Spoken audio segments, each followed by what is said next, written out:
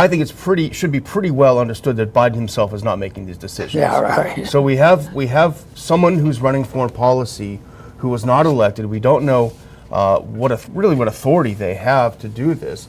But nevertheless, we wake up on Sunday morning and we see that while the Biden administration has been for a long time resisting the plea from Zelensky, allow us to use these ATACMS missiles deep into Russia. Let us fire them in there.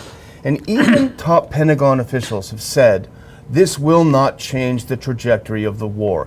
This will have no significant impact on what's happening in the battlefield. So that's, I think, one of the reasons why the administration has resisted until now, because there's huge downside with literally zero upside. So all of a sudden, we wake up and they've shifted massively on this. And now if you put up this first clip, now this is from Dave DeCamp on antiwar.com. Report, Biden allows Ukraine to strike Russia with long-range U.S. missiles. The one important part is U.S. officials told the paper, this is reported by the New York Times, that Ukraine can now use ATACMS, which have a range of up to 190 miles, to strike Russian territory. The ATACMS are fired by U.S.-made multiple rocket launch systems, including the HIMARS. Okay, now this is the part that's important. Ukraine can only fire the HIMARS with coordinates provided by or confirmed by the U.S. and its allies, meaning that the U.S. will now directly support strikes deep into Russia.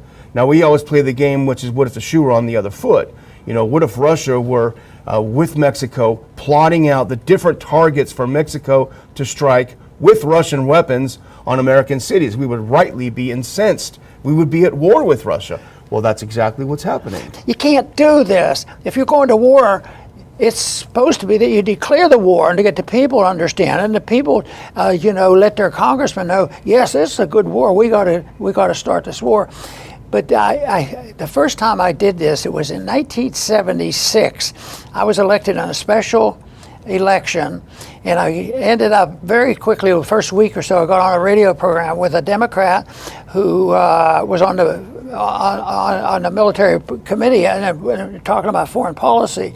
And so I made a statement, why are we going to war when they don't declare war? And it was sort of a pompous type of answer. He said, Ron, you don't understand. They're never going to use declaration of war again. And he was so firm. I thought, oh, that sounds terrible. But he was right. Yeah. Why do it? It calls too much attention to what they're actually doing. Because what they're betting on is that Putin is bluffing.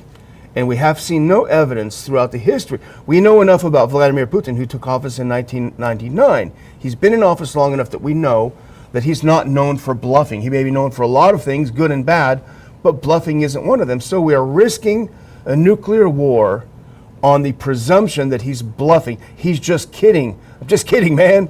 And it's extraordinarily reckless.